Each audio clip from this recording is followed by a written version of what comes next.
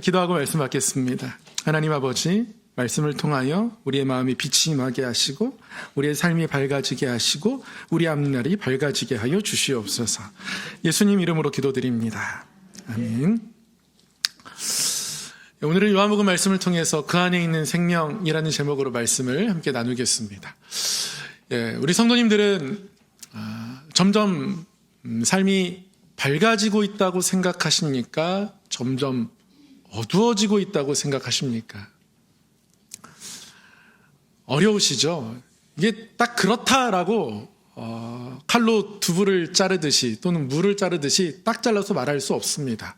어떤 면에서는 좋아진 것 같아요. 예전에는 수세식 화장실도 별로 없었습니다. 저도 할머니 집에 가면 화장실 가는 게 여간 힘들지 않았었어요. 근데 지금은 그렇지 않습니다. 너무 좋아졌습니다. 그리고 예전에는 친구랑 연락하는 게 참 어려웠습니다. 지금은 친구랑 연락하는 게 너무 쉽고요. 우리 젊은 친구들 보면 집에 와이파이가 늘 되니까요. 밤새도록 그냥 와이파이를 켜놓고 잠도 자고 일어나고 뭐 그러는 날도 많이 있는 것 같습니다. 이런 거 보면 너무 친구랑 교제하고 친하게 지내기 너무 좋죠. 이동하는 것도 굉장히 편합니다. 여러분 서울에서 부산까지 2시간 반이면 갑니다. KTX 노선 잘 타면 2시간 반도 안 걸립니다. 부산에 갔다가 일을 보고 서울로 그날 돌아와서 저녁에 맛있는 거 먹으며 쉴 수도 있습니다. 여러 가지로 삶이 좋아진 것 같습니다. 그런데 이상한 것은요, 살아가는 것이 쉽다라고 말하는 사람은 별로 없는 것 같습니다. 우리 공부하는 중고등부 친구들, 공부하는 게 좀 쉽습니까? 전에는 동영상 강의 이런 거 별로 없었어요. 패드 이런 것도 없었습니다. 좋은 장비들이 나왔습니다. 좋은 영상들이 많이 있어요. 공부하기 편하게 공부하라고 많은 컨텐츠들이 생겨났는데요. 그래서 공부하는 게 더 재밌고 쉽습니까? 그렇지 않은 것 같아요. 오히려 할 게 더 많아진 것 같고 경쟁은 더 심해진 것 같습니다. 단적인 예를 보면 보건복지부에서 최근에 통계 하나를 발표했습니다. 2019년부터 해서 2024년까지 5년 동안 정신질환 때문에 진료를 받던 환자의 숫자를 한번 비교해 본 겁니다. 병원을 찾아간 환자의 숫자를 단순히 비교한 거니까요. 이 통계에 맞다 틀리다 이런 것들을 논할 필요는 없을 것 같습니다. 그런데 정신질환 진료를 받았던 환자의 수가 2019년과 2024년을 비교할 때 무려 38%가 증가했습니다. 40% 가까이 증가한 거예요. 성도들이 삶을 살아가면서 우리 삶 속에서 하나님의 은혜를 날마다 느끼며 살아가고 날마다 그 은혜가 더해가면 좋겠는데 우리 성도들의 영적인 삶도 이와 비슷한 순간들이 있지 않을까 생각을 해보게 됩니다. 힘들다, 어렵다, 하나님 주시는 평안으로 이 삶이 채워져 있지 않다라고 느끼는 날들이 더 많아지면 어떻게 할까? 저 늘어난 사람들 중에는 성도들이 얼만큼 있을까? 여러 가지 질문도 이제 같이 곁들여서 해보게 됩니다. 사회가 점점 발전하고 있다고는 하지만 더 좋아진다라고는 말할 수 없는 것 같습니다. 오늘 요한복음 말씀도 그렇습니다. 예수님이 이 땅에 오셨을 때 예수님의 오심에 대해서 요한복음 말씀은 무엇이라고 이야기하냐면 빛이 어두움 가운데 왔다 이렇게 이야기합니다. 세상이 어두웠다 이렇게 말씀하고 있습니다. 여러분 어린아이들이 가장 무서워하는 게 뭔지 아세요? 어둠입니다. 어둠. 불 끄려면 조심해야 합니다. 엄마 아빠 불 끌까? 물어봐야 합니다. 아니면 작은 간접 조명이라도 뭔가를 해놓고 꺼야 합니다. 불 끌 때는 같이 옆에 있어줘야 합니다. 그 어둠은 무서운 거예요. 본능적으로 우리는 어두움을 두려워하고 무서워합니다. 싫어합니다. 그런데 이 어두움이 계속 우리 삶에 남아있는 거죠. 내 삶에 대해서 내가 성공하지 못하면 어떻게 하지? 내가 좋은 대학 가지 못하면 어떻게 하지? 내가 결혼을 하지 못하면 어떻게 하지? 내가 우리 자녀들에게 많은 재산을 물려주지 못하면 어떻게 하지? 내가 사회적으로 존경받지 못하면 어떻게 하지? 계속해서 어두움이 우리 삶 가운데 생겨나게 됩니다. 이 미래의 불확실성이 우리에겐 또 어두움으로 다가옵니다. 문제는 이런 어두움이 점점 우리 삶의 다양한 모습으로 많아지는 것 같다는 거죠. 근데 여러분, 이 어둠에 대해서 우리가 한번 생각해 보아야 합니다.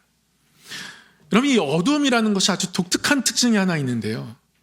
여러분, 어둠은요, 실체가 없습니다. 여러분, 어둠을 화학식으로 표현해 본 적이 있으세요? 조금 난이도가 있는 질문을 드리겠습니다. 여러분, 물의 화학식이 뭔지 아세요? H2O 맞습니다.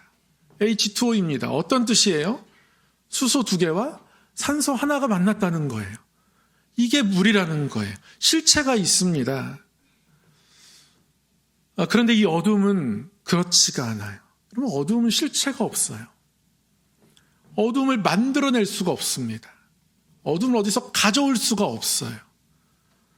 여러분, 어둠은 더 정확하게 표현하면 어떤 실체의 부재입니다.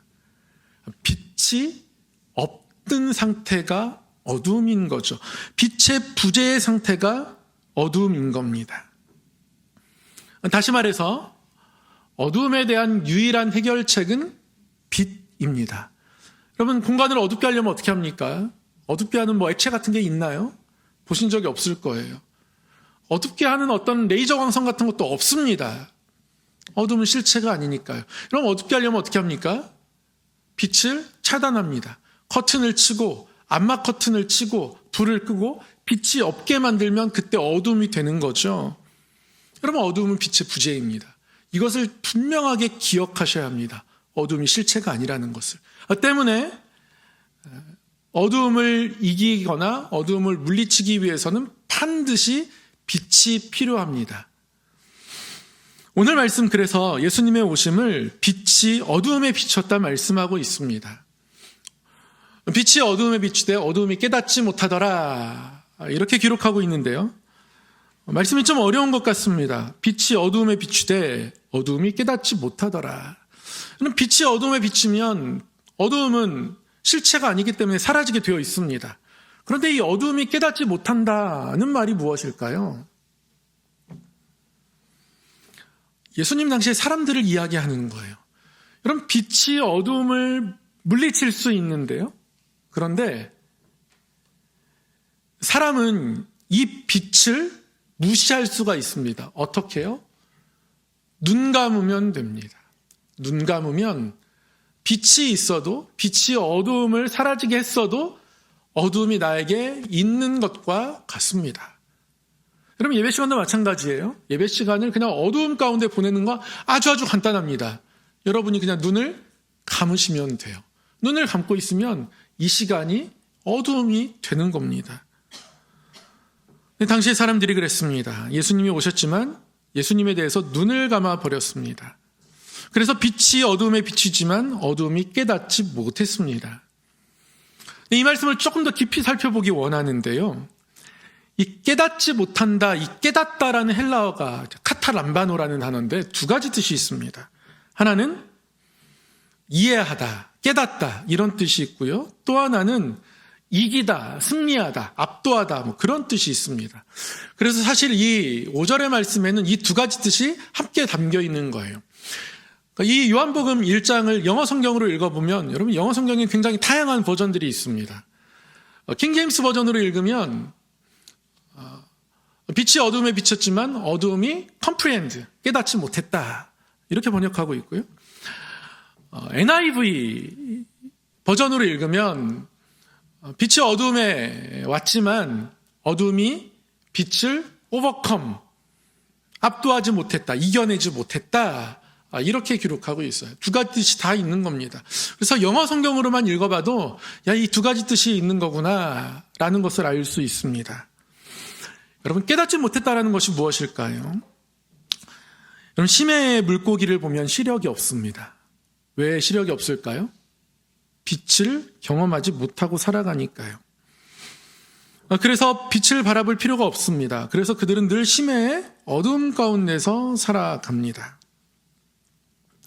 근데 우리가 그럴 수 있습니다. 우리가 자꾸 빛을 바라보지 않으면 우리가 이 심해 물고기처럼 퇴화할 수 있어요. 그래서 빛이 있지만 빛을 깨닫지 못하는 그런 사람들이 될 수 있다는 말입니다. 우리는 환경의 영향을 굉장히 많이 받습니다. 여러분 그거 아세요? 저도 최근에 알았는데요.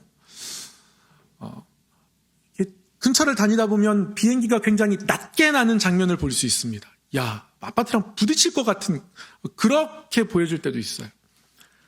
근데 그렇게 낮게 나는 비행기를 보면 비행기의 바퀴가 이미 나와 있습니다. 랜딩 기어가 나와 있는 거예요. 착륙 준비를 한 거죠. 그래서 이 신월동 일대나 비행기가 낮게 나는 지역에 있는 아이들은 비행기를 그릴 때 바퀴를 꼭 그린대요. 바퀴를 늘 보니까요. 그들이 보는 비행기는 바퀴가 있는 비행기예요. 생각도 못했던 이야기를 제가 듣게 되었습니다. 환경에 그만큼 영향을 받는 거죠. 여러분 쏟아질 듯한 별이 뭔지 아세요? 별 보실 기회가 있습니까? 잘 없습니다. 저는 왜 별이 쏟아질 듯하다 이렇게 표현하는지 잘은 몰랐어요. 근데 한번 강원도 산골짜기 여행 갔다가 깜짝 놀랐습니다. 우연히 밤하늘을 보았는데요. 빛이 없으니까요. 별이 정말 무서울 만큼 지금 당장 나한테 저것들이 다 쏟아져서 깔릴까 싶을 만큼 밤하늘에 별이 많더라고요. 빛이 우리 삶 속에 참 많습니다. 특히 서울은 세계에 내놓으라 하는 밝은 국가입니다. 밤에도 늘 밝게 빛나는 그런 도시입니다. 이런 도시에 살다 보니까요. 별을 보지 못합니다. 그래서 우리는 쏟아질 듯한 별이 뭔지 모릅니다. TV에서 가끔 남녀가 데이트할 때 별이 막 예뻐요. CG로 표현하죠. 그거와 이 실제 모습은 전혀 다르거든요. 그래서 때로는 이 빛을 빛 공해라고 부릅니다. Light pollution이라고 해요. 빛이 공해가 되어 있습니다. 우리가 빛을 깨닫지 못하고 예수님을 깨닫지 못하게 됩니다. 왜요? 공해가 너무나 많습니다.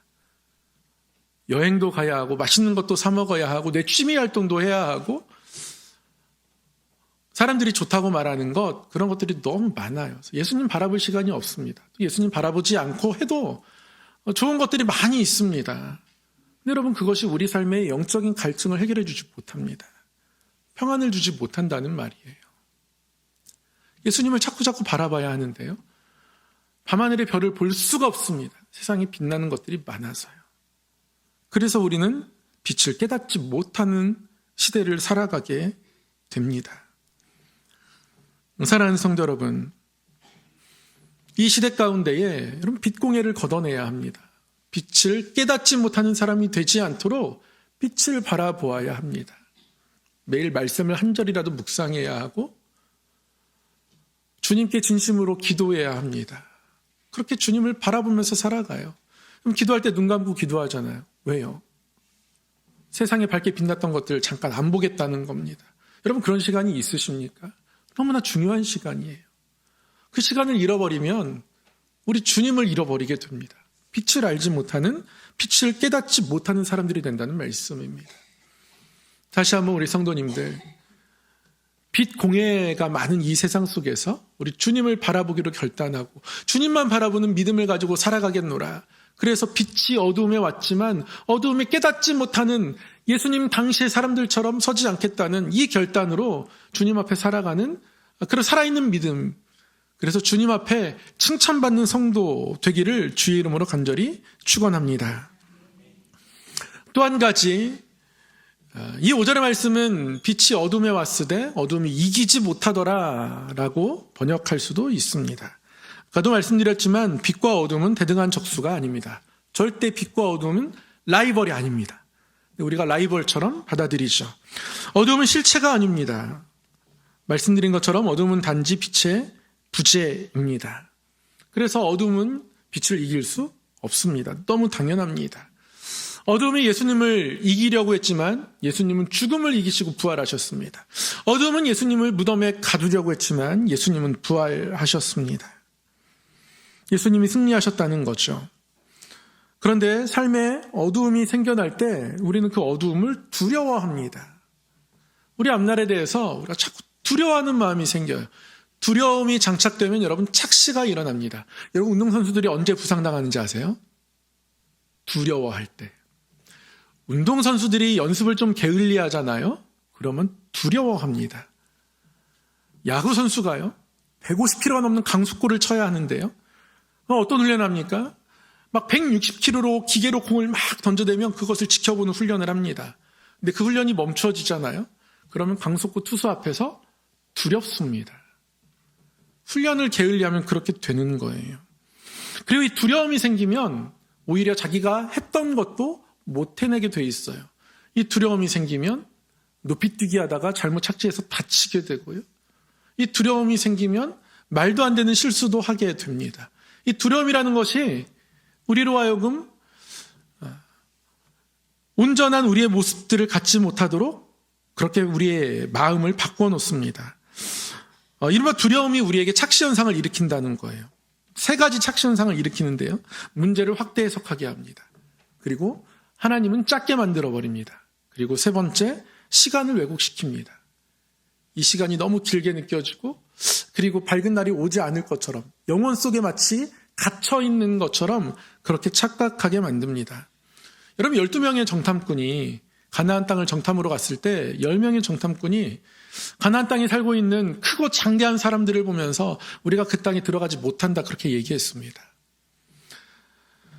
믿음이 없는 사람들이라고 성경이 기록하고 있지만 그들이 믿음이 없다라는 이야기를 들었던 데는 그들의 어떤 합리적인 판단 때문에 그렇게 된 것이 아닙니다. 여러분 잘 보세요. 가나안 땅에 등치가 좋은 사람들이 살고 있습니다. 그러면 우리가 저들과 싸우면 어려울 텐데 이런 생각을 할 수 있습니다. 합리적이면 할 수 있어요.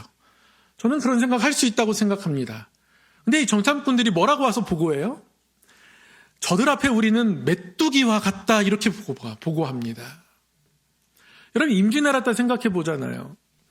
이 일본의 군사들이 총을 들고 우리나라에 쳐들어왔습니다. 근데 우리의 주 무기는 뭡니까? 활입니다. 여러분 총과 활이 싸울 수 있습니까? 싸우기 힘듭니다. 근데 세계 전쟁사에 참 특이하고 보기 힘든 장면이 우리나라에서 나타나죠. 도처에서 의병이 일어납니다. 전국 방방곡곡에서 의병들이 일어나서 낫 들고 곡괭이 들고 일본과 싸운다는 말이에요. 여러분 이 모습이 하물며 나라를 사랑하는 마음 가지고도 이렇게 대적하는데요. 하나님과 함께 한다고 하면서 싸워보지도 않고 저들 앞에서 우리는 메뚜기와 같다. 절대 합리적인 것이 아닙니다. 합리적인 것은 우리가 불리하지만 우리가 싸워보면 어떤 일이 일어날지 모른다. 그럼 이게 합리적인 거예요. 이 합리적인 것에 믿음을 쌓아서 더 나아가야죠. 그런데 오히려 뒤로 후퇴했죠. 우리가 저들 앞에서는 메뚜기와 같다. 이게 12명 정탐꾼 중에 10명의 보고였습니다. 2명만이 여호수아와 갈렙만이 저들은 우리의 먹잇감이다. 우리가 저들을 먹을 수 있다. 그렇게 담대하게 이야기합니다. 여러분 빛은 어두움에 본질적으로 질 수가 없습니다. 우리 앞날에 대해서 두려워하고 여러 가지 생각들 때문에 어두움이 우리를 찾아오지만 그러나 어두움은요 빛으로 이겨내는 겁니다. 그리고 꺼지지 않는 빛으로 이 땅에 오신 예수 그리스도를 통해서 이겨내는 겁니다. 두려움이 찾아오죠. 앞날에 대한 걱정이 찾아옵니다. 가정의 일들에 대해서 직장의 일들에 대해서 염려와 불안이 찾아옵니다. 그때 우리가 해야 할 것은 빛을 찾는 것이고요. 그때 우리가 기억해야 한다는 건 어두움이 빛을 이길 수 없다는 겁니다. 사랑하는 성도 여러분, 이 말씀을 반드시 기억하시길 바랍니다. 예수님께서 빛으로 오셨습니다. 빛만이 어둠을 이길 수 있습니다. 어둠은 실체가 아닙니다. 어둠은 빛의 부재입니다. 그래서 반드시 빛으로밖에 해결할 수 없습니다. 예수님이 빛으로 이 땅에 오셨고 빛으로 오신 예수님 그 안에 바로 생명이 있다고 오늘 말씀하십니다. 빛 대신 예수님을 바라보며 살아갈 때, 그 예수님을 붙들고 살아갈 때 생명의 역사가, 죽은 땅이 살아나고 우리의 삶이 살아나는 역사가 있을 줄 믿습니다. 우리 중고등부 친구들 예수님을 절대 놓치지 말고 살아가십시오. 거기에 빛이 있습니다. 그 빛을 들고 살아가면 길이 보이고 길이 열립니다. 여러분들이 길을 만들려며 살아가지 마십시오. 빛을 들고 살아가면 길을 만나게 됩니다. 길이 만들어질 때도 있습니다. 그리고 사람들이 그제서야 저 사람이 길을 걸어갔다라고 그렇게 말하게 돼요. 이게 성도의 삶의 모습입니다. 하나님 저 사람에게 길을 만들어 주셨어. 하나님이 인도해 주신 길이 있었어. 그렇게 하나님의 길을 찾아가는 역사들이 우리 가운데 쓰여져야 합니다. 예수님께서 빛으로 오셨습니다. 그 안에 생명이 있습니다.